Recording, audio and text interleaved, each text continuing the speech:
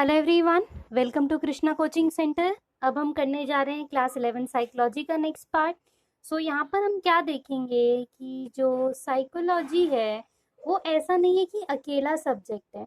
This subject also recognises the other subject, the other disciplines. क्यों? क्योंकि किस तरीके से साइकोलॉजी रिलेटेड है दूसरे फील्ड से, इस चीज़ की जानकारी हम सबको रखना बहुत बहुत बहुत इम्पॉर्टेंट है। अब देखिए, हम देख रहे हैं कि किस तरीके से जो साइकोलॉजी है उसका रिलेशन अदर फील्ड से है। हाँ जी, we will get to know about the relationships of psychology with many other subject. ये मत सोचना कि इसका कैरेक्टर डीला है, इतने सारे सब्जेक्ट के साथ रिलेशन है। ई ई ई मैम, हम तो नहीं सोच रहे थे। तो कोई बात नहीं, सोचना भी नहीं है। पहला सब्जेक्ट जिससे इसका बहुत करीबी रिश्ता है, पहला प्यार है जो साइकोलॉजी का, वो है फिलॉसफी। और ये अंजलि नहीं है तो इसका पहला प्यार अधूरा नहीं रहेगा। फिलॉसफी से क्या रिलेशन है? फिलॉसफी में हम क्या देखते हैं कि what is nature of mind, यानी कि जो माइंड है किस तरीके से उसका नेचर है और किस तरीके से माइंड का मेथड है ऑफ नोइंग। अब देखिए, सबका मेथड ऑफ नोइंग ऑब्वियस सी बात है डिफरेंट होता है। आप किसी चीज़ को किसी तरीके से देखते हो, कोई और उस चीज़ को किसी और दूसरे तरीके से देखता है। तो इट्स वेरी ऑब्वियस कि सबका मेथड ऑफ नोइंग क्या होता है, डिफरेंट होता है। फिलॉसफी इस चीज़ को स्टडी करेगी।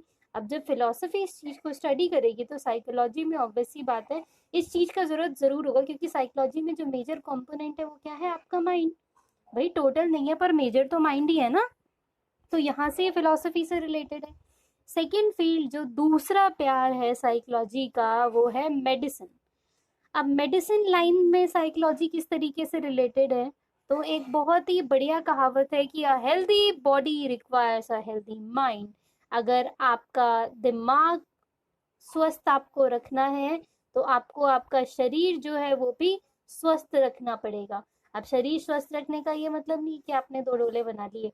शरीर स्वस्थ रखने का क्या मतलब है कि आप अपनी बॉडी के साथ कंफर्टेबल हैं। आपका कोई फर्क नहीं पड़ता आपका वेट 100 किलो है या 50 किलो है।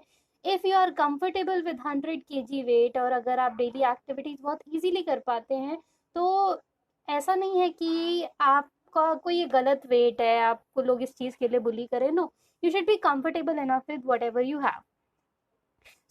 मेडिसिन क्या है? एक हेल्दी बॉडी जो है रिक्वायर करेगी एक हेल्दी माइंड को।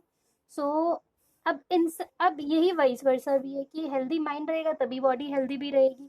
तो मेडिसिन फील्ड में किस तरीके से साइकोलॉजी हेल्प करेगा कि जो पेशेंट्स होते हैं ना, जिनको बहुत ऐसी बीमारियां होती है जिनको क्योर करना बहुत ज़्यादा मुश्किल होता है, जैसे कि आप समझे कैंसर हो गया या एड्स जैसी प्रॉब्लम हो गई या आज के टाइम पे कोविड-19 ही हो गया।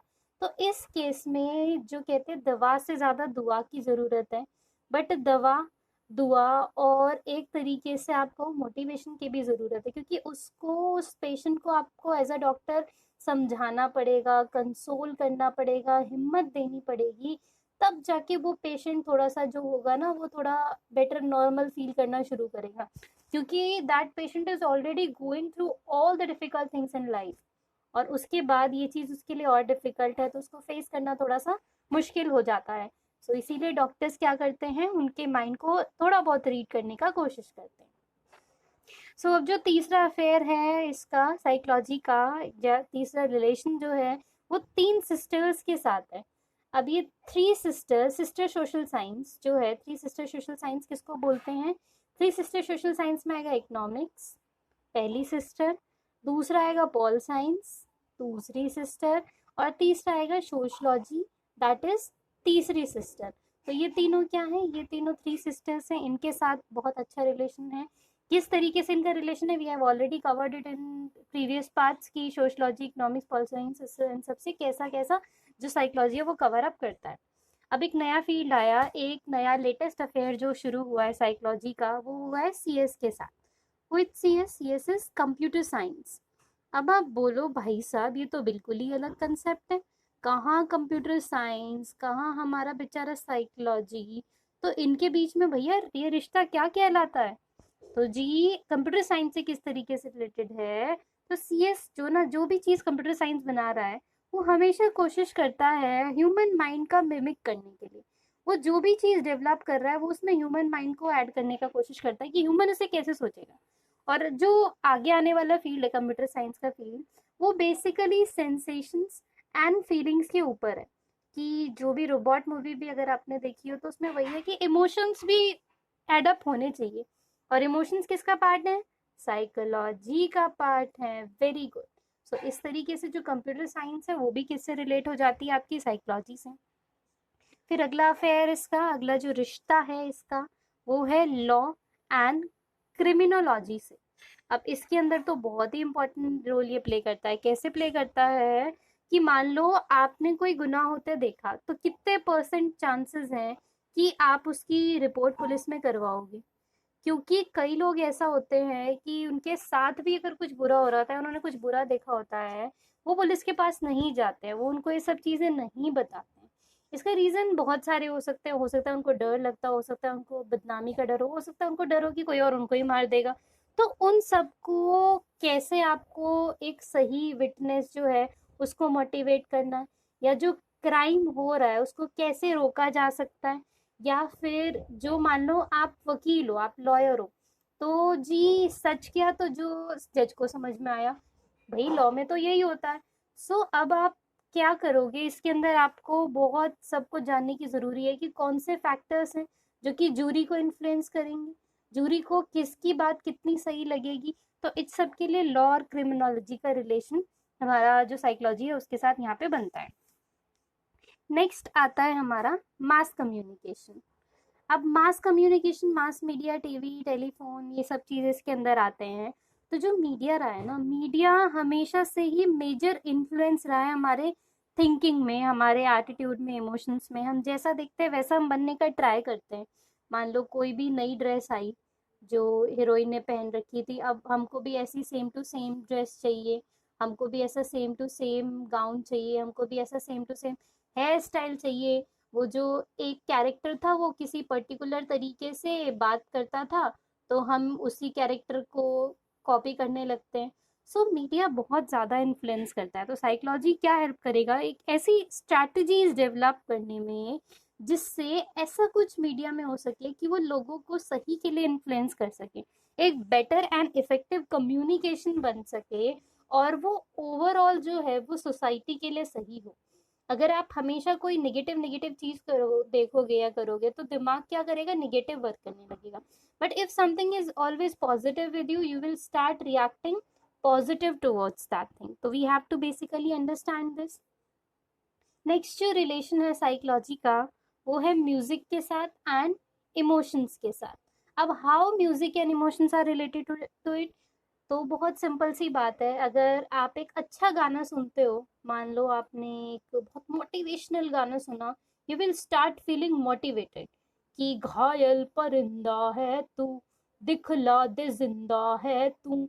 तो अब आपके अंदर क्या आया जी? एक बहुत ही बढ़िया सा ताकत वाकत वाला कुछ फेस आ गया, आज फट्टे चक लैण दे, ऐसा कुछ करके क्या हो गया जी? मोटिवेशन आपके अंदर बहुत ज़्यादा डेवलप हो जाता है। फिर आते हैं कुछ दुखियारे गाने, मतलब अरिजीत भैया हैं एक हमारे, उन्होंने ठेका ले रखा है पूरे यूथ को रुलाने का।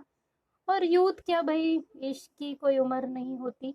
सो अब क्या है, कुछ दुखियारे गाने आपने चला लिए, यू स्टार्ट फीलिंग सैड। कि कोई भी गाना मान लो, तूने जो ना कहा मैं वो सुनता रहा, बहुत ही दुखी आप, परेशान, आपकी आंखों से अश्रु धारा बहने लग जाएगी। वहीं आपने कोई ऐसा गाना सुन लिया जो कि बहुत एक्साइटेड करवा देगा आपका, हो मेरा लाल गगरा, लाल गगरा। तो म्यूजिक क्या कर रहा है? म्यूजिक सीधा एम स्क्वायर फॉर्मूला बोलते हैं इसको, M to M। यानी कि म्यूजिक क्या करेगा? सीधा का सीधा आपके माइंड को इफेक्ट करेगा। आप जैसा म्यूजिक लगातार सुन रहे हो, आप बहुत ही अच्छा फील करने लोगे। जैसे जिम विम में अगर आप में से कोई जाता है, तो जिम में क्या वो सैड गाने चलाते हैं कि दुनिया में आए हो तो जीना ही पड़ेगा? नहीं, जिम में ऐसे गाने नहीं बजते। जिम में क्या बजता है? ठुकरा के मेरा प्यार, मेरा इंतकाम देखेगी, धाधा सा नी सा। सो अब क्या हुआ? मोटिवेशन आया ना अंदर। सो म्यूजिक क्या कर रहा है जी, डायरेक्ट आपके माइंड को इफेक्ट कर रहा है। नेक्स्ट आता है जी आर्किटेक्चर एंड इंजीनियरिंग में। अब आप बोलो जी आर्किटेक्चर, कहाँ आर्किटेक्चर, कहाँ आपका ये साइकोलॉजी, ये कैसे रिश्ता बन गया, ये रिश्ता सच में क्या कहलाता है, ये तो स्वयं एकता दीदी को भी नहीं पता होगा। सो कहलाता क्या है? सो जी ये रिश्ता बहुत आसान है। क्यों? कोई भी आर्टिस्टिक फील्ड आप समझो, जैसे मान लो आप आर्किटेक्ट हो, ठीक, ओ वाह वेरी गुड, इतनी छोटी सी उम्र में आर्किटेक्ट बन गए। जो आर्किटेक्ट था, अब मान लो आपके क्लाइंट ने आपको कोई डिजाइन बनाने को दिया, आपने हुचू पुचू कुछ भी डिजाइन बना दिया। अब मान लो आपके क्लाइंट को वो डिजाइन नहीं पसंद आया, तो सबसे पहले क्या करना है, आपको अपने क्लाइंट के माइंड को स्टडी करना है और ऐसा डिजाइन बनाना है जो ऑब्वियस सी बात है अच्छा भी हो और उसको पसंद भी आए। यहाँ पर साइकोलॉजी बहुत बहुत बहुत ज़्यादा हेल्प करेगा। इसका एक पार्ट रह गया है, उसको हम अपने अगले वीडियो में कवर करेंगे, फिर हमारा चैप्टर 1 ऑफ साइकोलॉजी फिनिश हो जाएगा। हमारे साथ जुड़े रहने के लिए आप हमारे चैनल को सब्सक्राइब कर सकते हैं और आप इसे शेयर कर सकते हैं हर उस इंसान के साथ जिसको इसकी ज़रूरत है।